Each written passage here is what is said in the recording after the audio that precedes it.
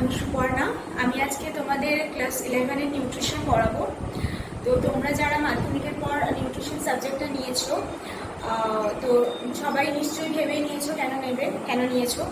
কেউ ভেবেছো হয়তো এই সাবজেক্টটা নিয়ে ফিউচারে পড়তে চাও, গ্র্যাজুয়েশন দেন মাস্টার্স। কেউ বা ভেবেছো হয়তো সাবজেক্টের প্রতি ইন্টারেস্ট আছে তাই জন্য নিয়েছো। আবার কেউ হয়তো ভেবেছো সাবজেক্টে খুব ভালো নাম্বার ওঠে, রান্নাবান্না আছে, তো পড়তে হয় না ওই জন্য নিয়েছো। একদম ওরকম কোনো ব্যাপার না, যে কোনো সাবজেক্ট তুমি মন দিয়ে পড়ো, খুব ভালো নাম্বার উঠবে। আর নিউট্রিশন খুব ইন্টারেস্টিং সাবজেক্ট এই কারণেই, কারণ এই সাবজেক্টটাতে তোমার খাদ্য সংক্রান্ত, তো তাই খাদ্যের সমস্ত যা যা জিনিস আছে, যেমন ধরো তুমি বাড়িতে সারাদিন খাবার খাচ্ছ, তোমার পরিবারের সবাই খাবার খাচ্ছেন, তো এই যে কোন খাবারটা খেলে তোমার শরীরের অ্যাকচুয়ালি কাজে লাগছে, কোন খাবারের পুষ্টিগুণটা কিরকম, কোন খাবারটা তোমার রোগ প্রতিরোধ থেকে রক্ষা করছে, বা কোন খাবার খেলে তোমার আগে থেকে যেগুলো ভিটামিন আছে, মিনারেলস আছে, তুমি সেই খাবারগুলো আগে থেকে খেলে তোমার ফিউচার রোগ হওয়ার সম্ভাবনা নেই। এই যে জিনিসগুলো, এইগুলো কিন্তু তোমরা নিউট্রিশন করে জানতে পারবে। আর রান্নাবান্না তো হ্যাঁ, ডেফিনেটলি রান্নাবান্নার ব্যাপার আছে, কিন্তু এটা তোমার ইন ফিউচার নয় যে রান্নাবান্না নিয়ে পুরো সাবজেক্টটা পড়তে হবে। একটা বাড়িতে যখন নতুন কেউ বাড়ি বানায় তখন বাড়িটা প্রিপ্ল্যান করেই করে, কিন্তু রান্নাঘরটা কিরকম হবে এটা কিন্তু অনেক কম জনই জেনে থাকে। রান্নাঘরের পজিশনটা কিরকম হবে, রান্নাঘরে আলো বাতাস ঢুকবে কিনা, একটা রান্নাঘরের উপরে কিন্তু পুষ্টিটা অনেকটা ডিপেন্ড করছে। স্যানিটেশন, হাইজিন এগুলো রান্নাঘর থেকে আসে, তো সেই দিকে গুরুত্ব দিতে হবে পুষ্টিবিজ্ঞানের মাধ্যমে। একটা রান্নাঘর তৈরির প্রক্রিয়া, বা সপ্তাহে একদিন করে রান্নাঘরকে পুরো ফ্লোরে জল দিয়ে পরিষ্কার করা, কিংবা ধরো তোমার যে স্ল্যাবটা আছে রান্নাঘরে তার উপরে তোমার যে জানালাটা আছে সেটা কোন দিকে হবে, এই সমস্ত জিনিস তোমরা নিউট্রিশন করে জানতে পারবে। আরও কি জানতে পারবে না, ধরো তোমার বাড়িতে কোনো বিভিন্ন বয়সের মানুষ রয়েছেন, প্রেগনেন্ট মাদার রয়েছেন, ল্যাকটেটিং মাদার রয়েছেন, মানে যারা তোমার দুগ্ধ প্রদানকারী মা বা তোমার স্তন্যদানকারী মা যেটাকে বলছি, এই ধরনের যারা রয়েছেন, বা বয়স্ক কোনো দাদু দিদা রয়েছেন, ছোট বাচ্চা রয়েছেন, বাবা মা রয়েছেন, তুমি একটা এজে, তো বিভিন্ন এজের মানুষ তো আমরা ফ্যামিলিতে থাকি একটা পরিবারে। সবার তো খাদ্যাভাস সমান হয় না, তেমন সবার ক্যালোরি বা তাপশক্তির প্রয়োজনও সমান হয় না। তোমার যা তাপশক্তির প্রয়োজন, একজন স্তন্যদানকারী মা বা একজন গর্ভবতী মায়ের তার থেকে অনেক বেশি তাপশক্তি প্রয়োজন। এই তাপশক্তি জিনিসটা কি, কোত্থেকে আসছে, কোন খাবারে আমরা তাপশক্তি কিরকম পাবো, এই জিনিসটা যে ওভারঅল জিনিসটা, এটা আমরা নিউট্রিশন করে জানতে পারবো। তো খুব ইন্টারেস্টিং, সিরিয়াসলি ইন্টারেস্টিং সাবজেক্ট। যত পড়বে নিজেকে জানবে, আরও তোমার হিউম্যান অর্গানিজমগুলো অনেক জানতে পারবে, তুমি বিভিন্ন খাবারের সাথে পরিচিতি লাভ করবে, বিভিন্ন খাদ্যাভ্যাস, বিভিন্ন ধরনের রোগ প্রতিরোধ, it's a part of medical যেহেতু নিউট্রিশন সাবজেক্টটা, তো তুমি অনেক ডেভেলপ করবে নিজেকে ইন ফিউচার। এই জন্য তোমরা নিউট্রিশন সাবজেক্টটা নিতে পারো, বা তোমাদের ইন্টারেস্ট থাকতে পারে, এটাই বলার। এরপর বলি যে নিউট্রিশন আমরা কেন পড়বো, মানে একটা তো সিলেবাস আছে তোমাদের, যেটা ক্লাস 11-এ আছে, ওই সিলেবাস ওয়াইজ প্রথমে তোমার পুষ্টি সম্বন্ধে একটা ধারণা আছে, খাদ্য সম্পর্কে ধারণা আছে, তারপর তোমরা ধীরে ধীরে যে কার্বোহাইড্রেট, প্রোটিন, ফ্যাট, এই যে পুষ্টির বা খাদ্যের যে বিভিন্ন তোমার ভাগগুলো রয়েছে, উপাদানগুলো রয়েছে, এই সম্বন্ধে তোমাকে মানে অনেক বিস্তারিতভাবে পড়তে হবে।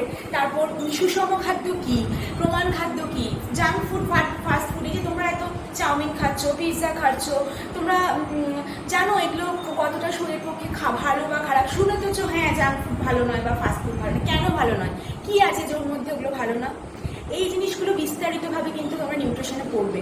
তাছাড়া কি বলতো, যেই ধরো তুমি একটা বাড়িতে রয়েছো, তোমার বাড়িতে ধরো একটা ছোট্ট শিশুর ডায়রিয়া হয়েছে, বা ধরো বমি হচ্ছে, তো তুমি মানে একদিন বাড়িতে ডক্টরকে ফোন না করে, বা তুমি নিজের ঘরে তুমি একটা আইডিয়া দিতে পারবে যে কি কি থেকে হঠাৎ করে এই রোগটা হলো, কি তুমি একটা কি ট্রিটমেন্ট স্টার্ট করবে, বা এই রোগটা কি জল থেকে হলো, তাহলে কি জল ফুটিয়ে খাওয়ানো উচিত ছিল, বা এই রোগটা কি কোনো ব্যাকটেরিয়া গঠিত, এর ব্যাকটেরিয়ার প্রিভেনশন কি, এই জিনিসগুলো তুমি আরো ভালো করে বাড়িতে একটা তুমি অ্যাজ আ হেলথ গাইড হিসেবে ইউ ক্যান অ্যাড। ওকে, আচ্ছা, এরপরে আমি বলি যে নিউট্রিশন, আমি সাবজেক্টে ঢুকি। তোমাদের ফার্স্টে আমি বলি যে নিউট্রিশন যে ওয়ার্ডটা, এটা প্রোনাউন্সিয়েশনটা কিন্তু অনেকে ভুল করে। নিউট্রিশন স্পেলিং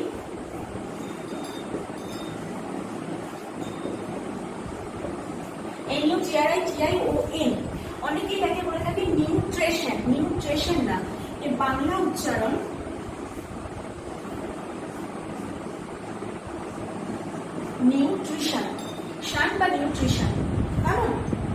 আচ্ছা, এই নিউট্রিশন শব্দটা প্রথম কোথা থেকে এসছে? নিউট্রিশন সাবজেক্টটা, এই কথাটা, এই নিউট্রিশন সাবজেক্টের গডফাদার বলা হয় একজন ফরাসি রসায়নবিদ যার নাম হলো ল্যাভোসিয়ের।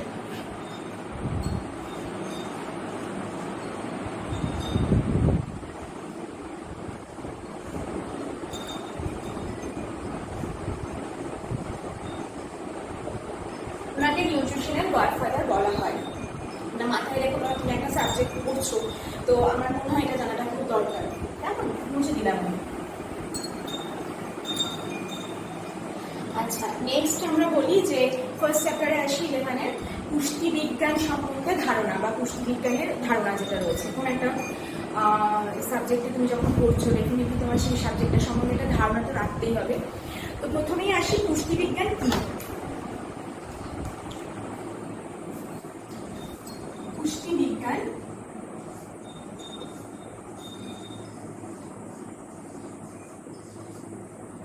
কি? পুষ্টিবিজ্ঞান কি বলতো? পুষ্টিবিজ্ঞান হলো একটা খাদ্য সংক্রান্ত বিজ্ঞান, বিজ্ঞানেরই একটি শাখা, যেটা তুমি স্টাডি করলে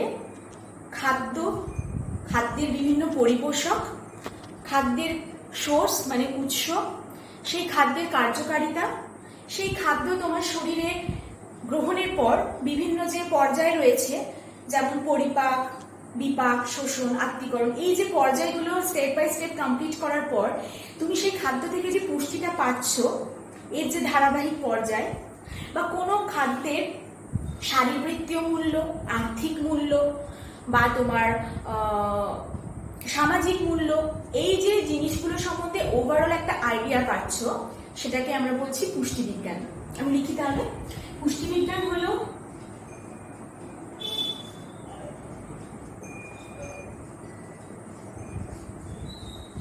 খাদ্য সংক্রান্ত বিজ্ঞান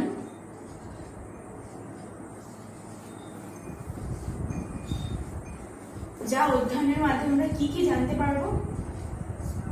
খাদ্য কি, পরিপোষক কি,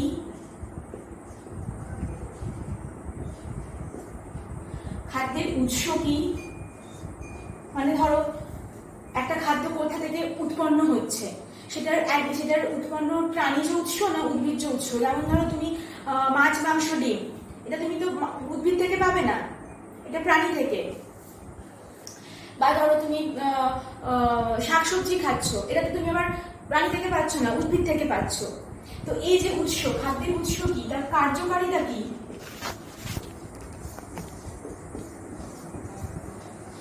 আমাদের শরীরে যে খাদ্যের প্রবেশ করার পর যে বিভিন্ন পর্যায় রয়েছে, পরিপাক, শোষণ, আত্তীকরণ,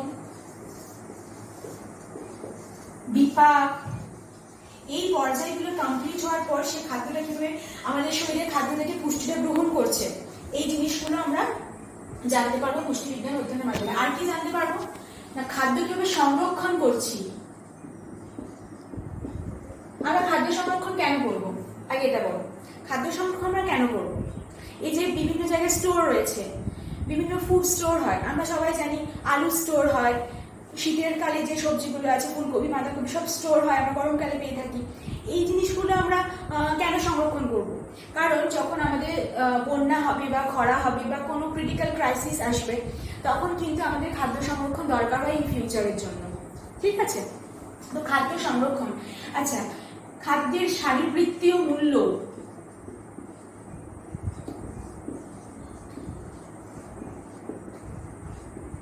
জৈবিক মূল্য,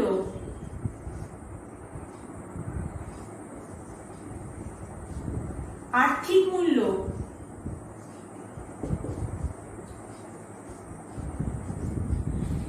এই সমস্ত কিছু সম্পর্কে একটা আমরা ওভারঅল যে ধারণা পাবো, সেটাকে আমরা বলছি পুষ্টিবিজ্ঞান।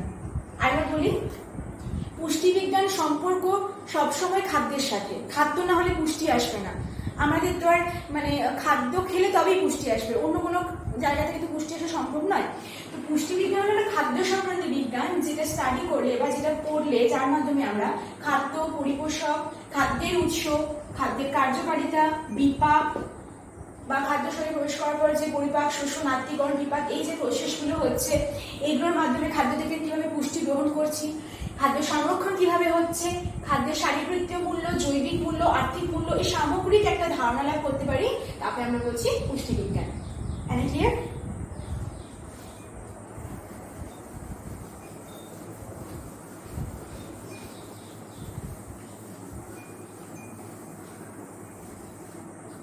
নেক্সট আমি পড়াবো পুষ্টিবিজ্ঞান কেন পড়বো, পুষ্টিবিজ্ঞান অধ্যয়নের উদ্দেশ্য।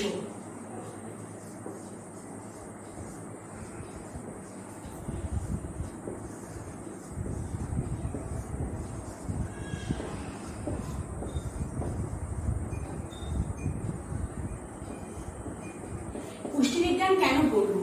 প্রথমেই পড়বো পুষ্টিবিজ্ঞান মাধ্যমে আমরা কোনো খাদ্যের পুষ্টি মূল্য সম্পর্কে ধারণা লাভ করতে পারবো। পুষ্টি মূল্য কি?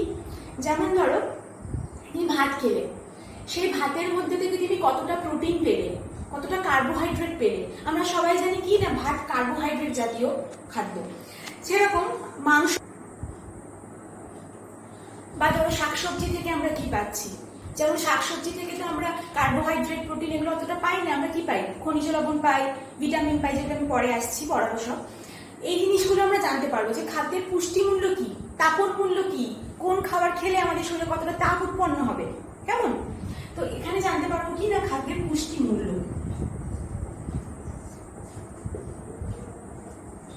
বিভিন্ন খাদ্যের পুষ্টি মূল্য সম্পর্কে আমরা সার্বিক ধারণা লাভ করতে পারবো। দ্বিতীয় কি পারবো না, পুষ্টির মান নির্ণয় করতে পারবো। আমরা সমাজের সর্বস্তরের মানুষের পুষ্টির মান নির্ণয় করতে পারবো। যেমন ধরো কোনো জায়গার মানুষ অপুষ্টি শিকার হয়েছে, তাদের কি হচ্ছে না, একটা নির্দিষ্ট এরিয়া যেখানে হলো গিয়ে মানুষ অপুষ্টি শিকার হয়েছে, তাদের বিভিন্ন রোগ দেখা গিয়েছে, যেমন ধরো রিকেট, বা কোনো অঞ্চলের জায়গায় মানুষ টিবির শিকার হয়েছে। একটা হয় না টিবি প্রবণ এলাকা, বা ধরো এই জায়গায় মানুষরা অপুষ্টির জায়গায় অপুষ্টিতে ভুগছে, তাই এরা আন্ডার নিউট্রিশনে ভুগছে, অপুষ্টি শিকার হয়েছে।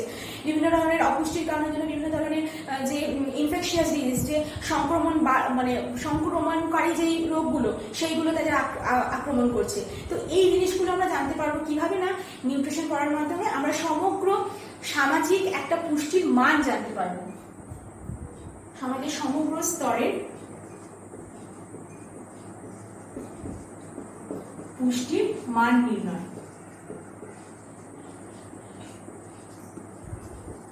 নেক্সট কি জানতে পারবো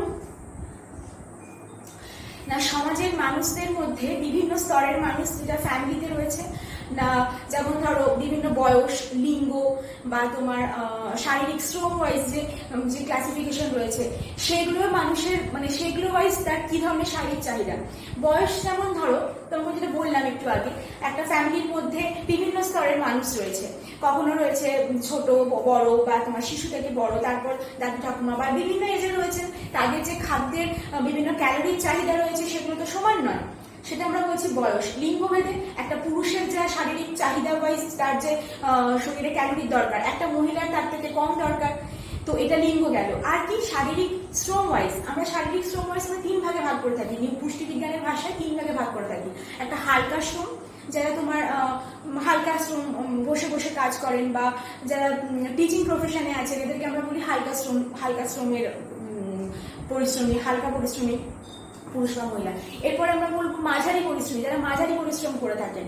যারা ভারী পরিশ্রমী, যারা রিক্সা চালান, তো যিনি রিক্সা চালান তার যে শরীরের ক্যালোরির চাহিদা, আর যিনি একজন টিচিং প্রফেশনে আছেন তার যে শারীরিক চাহিদা, কখনো তো সমান হবে না। তো এই যে বিভিন্ন শারীরিক শ্রম ওয়াইজ যে বিভিন্ন পুষ্টির যে ভাগ হয়েছে, বা ক্যালোরির যে ভাগ হয়েছে, সেই সম্পর্কে আমরা একটা ধারণা লাভ করতে পারবো। বয়স, লিঙ্গ,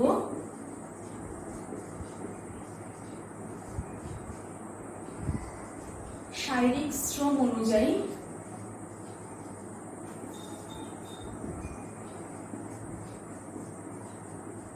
পুষ্টির মান নির্ণয়। কেমন? নেক্সট পয়েন্ট কি আসি, আমাদের সমাজে বিভিন্ন কুসংস্কার রয়েছে, অনেক কুসংস্কার রয়েছে, যেগুলো ধর্মীয় কারণ হতে পারে, সামাজিক কারণ হতে পারে। কখনো কোনো বিধবা মহিলারা মাছ মাংস খান না, বা বিভিন্ন ধরনের ধর্মের সম্প্রদায় রয়েছে যারা নিরামিষাশী, তো তাদের যে বিভিন্ন খাদ্যাভ্যাস, বা অনেক কুসংস্কারে আচ্ছন্ন হয়ে মানুষ নিজের খাদ্যাভ্যাসকে পরিবর্তন করেছেন, বিভিন্ন কারণ হতে পারে। তো সেই যে কারণগুলো, কেন আমরা সেই খাদ্যাভ্যাস ওয়াইজ আমাদের থেকে পুষ্টিটা কেমন আসবে? একটা মানুষ যে মাছ মাংস ডিম বা দুধ খেয়ে যারা তার দিন যাপন করছেন, তার যে শরীরের তাপ উৎপন্ন হচ্ছে বা তাপ শক্তি পাচ্ছে সে, অপরদিকে যারা শাকাহারী, যারা সবুজ শাকসবজি বা এই ধরনের খাবার খাচ্ছেন, তারা যে তাপ শক্তি পাচ্ছে, তো সমান হবে না। তো তাই জন্য কুসংস্কারগুলো থেকে আমরা কিভাবে বেরোবো সেগুলো জানতে পারবো এবং এই কুসংস্কারগুলো আমরা চিহ্নিত করতে পারবো। আর কি পারবো না, বিভিন্ন যে সমাজে রোগ প্রবণ এলাকাগুলো আছে সেই এলাকাগুলোকে চিহ্নিত করতে পারবো আর তার রোগ প্রতিরোধের উপায় জানতে পারবো। ধরো তোমার এলাকা থেকে 10 কিলোমিটার দূরে, মানে পরে সার্ভে হবে তোমরা বুঝতে পারবে, 10 কিলোমিটার দূরে কোথাও ধরো তোমার একটা জায়গা, সেখানে তোমার খুব স্যানিটেশন হাইজিনের খুব খারাপ অবস্থা, তো সেখানের মানুষ ম্যাক্সিমাম অপুষ্টির শিকার হয়েছে। এবার অপুষ্টি হলে কি হচ্ছে, পুষ্টি যার ঠিকঠাক মাত্রায় থাকছে না শরীরে তাকে অপুষ্টি বলছে। তখন কি হচ্ছে, সে বিভিন্ন রোগে তারা সংক্রমিত হচ্ছে। আমরা জানলাম যে হ্যাঁ এই এলাকাটা রোগ সংক্রমণযুক্ত এলাকা, কিন্তু এই রোগ সংক্রমণ থেকে তারা বেরোবেন কি করে, বা আগে থেকে আমরা কি কি প্রিকশন নেব এই রোগটা সংক্রমণ যাতে না হয়, এই জিনিসগুলো আমরা এই নিউট্রিশন করে জানতে পারবো। তাহলে কি না, অপুষ্টি নির্ণয়, অপুষ্টিযুক্ত এলাকা নির্ণয়,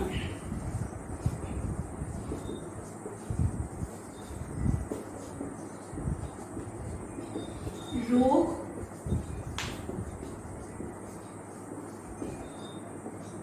প্রতিরোধ এবং পূর্বে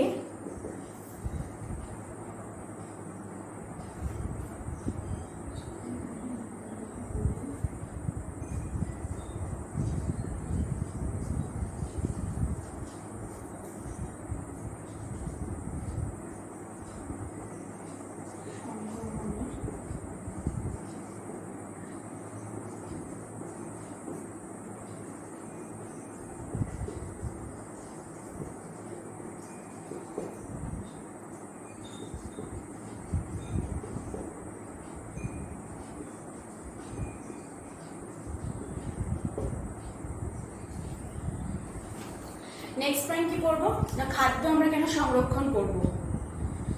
আগেই বললাম যে খাদ্য সংরক্ষণের অনেকগুলো গুরুত্ব রয়েছে, যেমন তোমার ফিউচারে বন্যা খরা এই জিনিসগুলো এলো, বা তোমার যে সিজনাল ফল ফুল যেগুলো দরকার, ফলমূল সবুজ শাকসবজি বা যেগুলো সিজনে আমরা পাই, কিন্তু সিজনে হয় কিন্তু সারা বছর পাই, বা তোমার বিভিন্ন যেমন ধরো আমের পিকল করে রাখলে তুমি, পাউরুটি দিয়ে জ্যাম খাচ্ছ, এগুলো তো প্রিজারভেটিভ দিয়ে সব সংরক্ষণ করা থাকে। বা ধরো তুমি ড্রাই, এখন তো তোমরা জানো প্যাকেট সমস্ত ফ্রেশ ফুড পাওয়া যায়, বড় বড় মলে পাওয়া যায়। মাংসকে ফ্রেশ মাংস সেটাকে তোমার ড্রাই করে প্যাকেট করে দীর্ঘদিন 3 মাস 4 মাস পর্যন্ত বিক্রি করা যায়। মাছের ক্ষেত্রেও তাই, মাশরুম, পনির, কত কিছু এখন আছে। তো এই যে খাদ্য সংরক্ষণ করছি যাতে সারা বছর বাজারে খাদ্যের যোগানটা সমান থাকে, কখনো মানুষ বুঝতে না পারে যে আমি এই সিজনে আছে এই ফল পাবো না বা এই সিজনে আছে এই ফুল পাবো না, তাই জন্য আমাদেরকে খাদ্য সংরক্ষণ করতে লাগবে। তো এই পয়েন্টগুলো আমরা কিন্তু একটু লিখে নেব। এটা খাদ্য পুষ্টিবিজ্ঞান অধ্যয়নের উদ্দেশ্য, কেমন? আচ্ছা,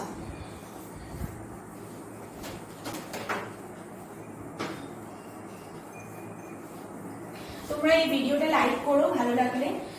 এখান থেকে অনেক পুরো সাবজেক্টের সম্বন্ধে তোমরা সমস্ত চ্যাপ্টার পাবে, চ্যাপ্টার ওয়াইজ পড়ানো হবে এখানে। কারো কোনো প্রবলেম থাকলে তারা কমেন্ট করবে, জিজ্ঞাসা করবে, এবং আমি যা পড়াবো আমি সব পিডিএফ আকারে তোমাদের প্রোভাইড করে দেবো, কেমন? আচ্ছা, নেক্সট আমি পড়বো আর কি না, খাদ্য কি। এতক্ষণ পুষ্টি জানলাম, এবার পুষ্টিটা তো খাদ্য ছাড়া আসবে না, তাই খাদ্য কি জানতে হবে। খাদ্য আমরা যা খাই তাই খাদ্য, এটা সবার মাথাতেই আসবে।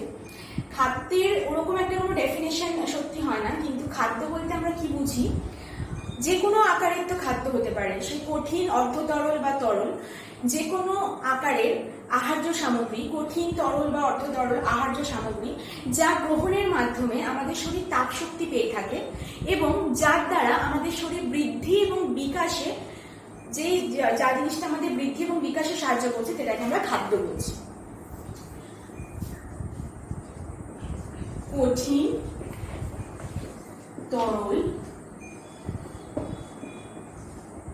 বা অর্ধ তরল আহার্য সামগ্রী যা গ্রহণের ফলে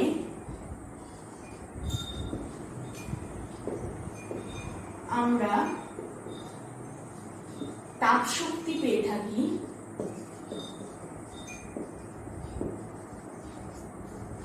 এবং যা শরীরের বৃদ্ধি এবং বিকাশে সাহায্য করে, তাকে আমরা খাদ্য বলছি।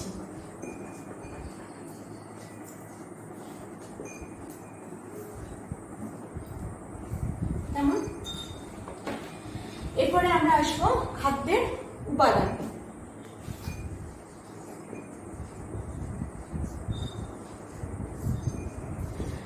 খাদ্যের টোটাল 6টা উপাদান রয়েছে।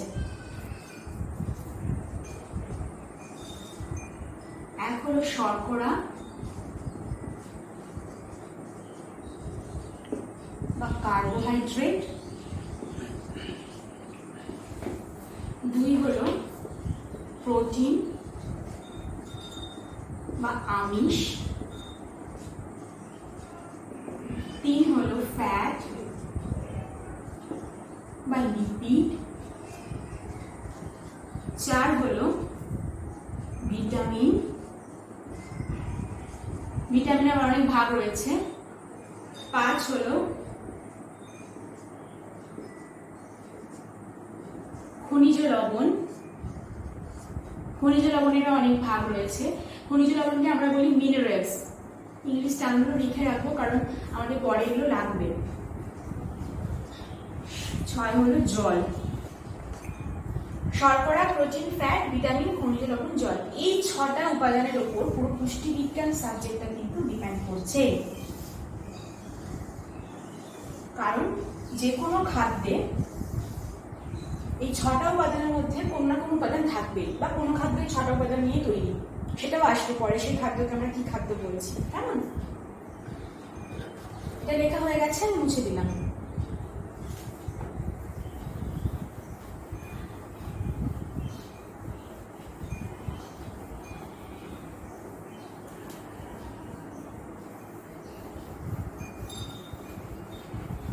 আমি তোমাদের কিন্তু যেরকম টেক্সট বইয়ে পরপর সিরিয়ালি আছে আমি ওই হিসেবেই তোমাদের পড়াচ্ছি, যাতে তোমাদের সুবিধে হয়। নেক্সট আসছি খাদ্যের শ্রেণী বিভাগ। কি কি বললাম? খাদ্যের সংজ্ঞা, খাদ্যের উপাদান, এরপর আসছি খাদ্যের শ্রেণী বিভাগ।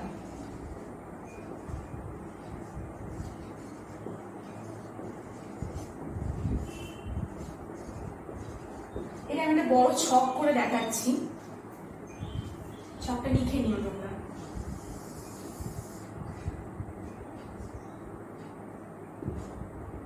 দেখো, খাদ্যের শ্রেণী বিভাগে মূলত 4টে ভাগ রয়েছে। প্রথম হলো খাদ্যের প্রয়োজনীয়তা অনুযায়ী, মানে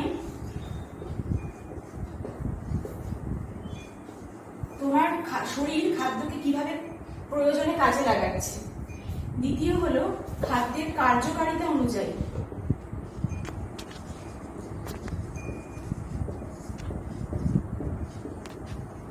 কোনো খাদ্য শরীরে প্রবেশের পর সে কি কি কাজে লাগছে।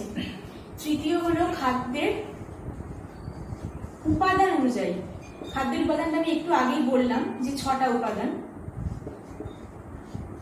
ওটাই এখানে আরো রেসপেক্টিভ ভাবে দেওয়া আছে।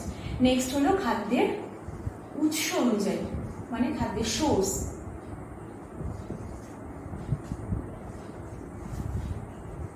কেমন? খাদ্যের প্রয়োজনীয়তা অনুযায়ী খাদ্যকে আমরা 2 ভাগে ভাগ করব। একটা হলো দেহ পরিপোষক খাদ্য,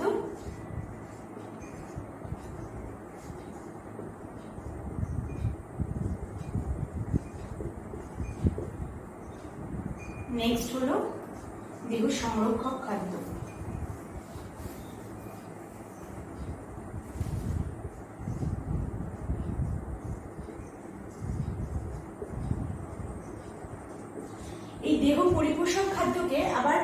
বলা হয় এনার্জি ইয়েল্ডিং ফুড। এই টার্মগুলো পরীক্ষায় আসে, খুব ইম্পর্টেন্ট, এগুলো লিখে রাখবে। অথবা প্রক্সিমাল প্রিন্সিপাল অফ ফুড,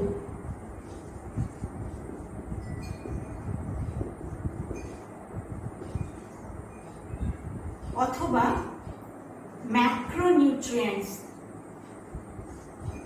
কতগুলো টার্ম দেখো। দেহ সংরক্ষকের অনেক টার্ম আছে, এটাকে বলছে বডি বিল্ডিং ফুড,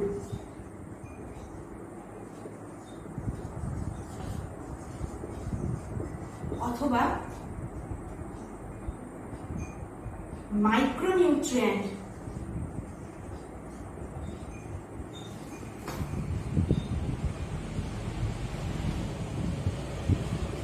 কেমন? আচ্ছা, দেহ পরিপোষক খাদ্য আমরা কাকে বলছি? যে সমস্ত খাদ্য আমাদের শরীরে বেশি পরিমাণে প্রয়োজন হয়, অর্থাৎ যে সমস্ত খাদ্য আমাদের তাপ শক্তি দিচ্ছে এবং আমাদের বৃদ্ধিতে, আমাদের দেহের গঠনে সাহায্য করছে। দেখো, একটা বাচ্চা যখন ছোট থেকে বড় হচ্ছে তখন তো তার গঠনের পরিবর্তন হচ্ছে, বা একজন মানুষ যখন মিড এজ থেকে যখন বয়সকালে পৌঁছচ্ছে তখন কি হচ্ছে, তার চামড়া শ্রিঙ্কেজ হচ্ছে বা বিভিন্ন শারীরিক পরিবর্তন লক্ষ্য সবাই করো। তো এই যে গঠনের যে পরিবর্তন হচ্ছে, এই গঠনের পরিবর্তনের জন্য কিন্তু আমাদের শক্তি লাগছে। প্রথমে বাচ্চাদের মাংসপেশি দুর্বল থাকছে, হাড়ের সংখ্যা সবকিছু পরে পরে চেঞ্জ হচ্ছে। সেই খাদ্যগুলো আমরা, সেই জিনিসগুলো চেঞ্জের জন্য আমরা কি পাচ্ছি না, দেহ পরিপোষক খাদ্য থেকে পাচ্ছি। এই দেহ পরিপোষক খাদ্যের উদাহরণ হলো কার্বোহাইড্রেট, প্রোটিন আর ফ্যাট, যেগুলো হলো খাদ্যের প্রধান উপাদান। এগুলো বেশি পরিমাণে রাখছি বলে আমরা এগুলোকে ম্যাক্রোনিউট্রিয়েন্ট বলছি। ম্যাক্রো কথার অর্থ কি না, বেশি। এনার্জি ইয়েল্ডিং কেন বলছি না, তাপ শক্তি দিচ্ছে তাই আমরা এনার্জি ইয়েল্ডিং বলছি। প্রক্সিমাল প্রিন্সিপাল কেন বলছি, প্রক্সিমাল মানে প্রধান, এগুলো আমাদের শরীরে প্রধান দরকার, এগুলো ছাড়া আমাদের শরীর চলবে না, তাই জন্য আমরা কি বলছি, proximal principal of food. Next কি, দেহ সংরক্ষক খাদ্য। যেই ধরনের খাদ্য খেলে আমাদের শরীর রোগ থেকে প্রতিরোধ হয়, মানে রোগের থেকে প্রতিরোধ পাওয়া যায়। আগে থেকে আমরা যদি সেই খাবারগুলো গ্রহণ করি তাহলে আমরা অনেকটা রোগের হাত থেকে রক্ষা পেতে পারবো। তাই আমরা কি বলছি, দেহ সংরক্ষক খাদ্য মানে প্রোটেকশন দিচ্ছে। এটাকে আমরা, এর উদাহরণ কি না, ভিটামিন, খনিজ লবণ। বোঝাতে পারছি? দেখো, আমরা জানি কম বেশি যে আমাদের লোহা খেলে অ্যানিমিয়া হয় না, লোহাটা কিন্তু একটা খনিজ লবণ। তাহলে কি হচ্ছে না, আগে থেকে যদি আমি জানি যে আমার হয়তো বংশগত সূত্রে আমার কোনো কারণে মায়ের বা আমার ঠাকুমার অ্যানিমিয়ার সম্ভাবনা রয়েছে, আমি যদি আগে থেকে আমার ডায়েটের মধ্যে, মানে আমার খাদ্যের মধ্যে যদি আমি লোহাটাকে, পরিমাণটাকে বজায় রাখি বরাবর, তাহলে কি হবে, ভবিষ্যতে আমার অ্যানিমিয়া হওয়ার সম্ভাবনা একটু হলেও কম হবে। ঠিক আছে, এগুলো। আচ্ছা, আজকে তাহলে এই ভাগগুলোই থাক, এই বাকি এখান থেকে আবার নেক্সট দিনকে স্টার্ট করবো। ঠিক আছে, এগুলো অনেক বড় আছে, প্রত্যেকটা ভাগের অনেকগুলো সাব পার্ট আছে, তো অনেক টাইম লাগবে। পরের ভিডিওটা আমি নেক্সট থেকে শুরু করবো।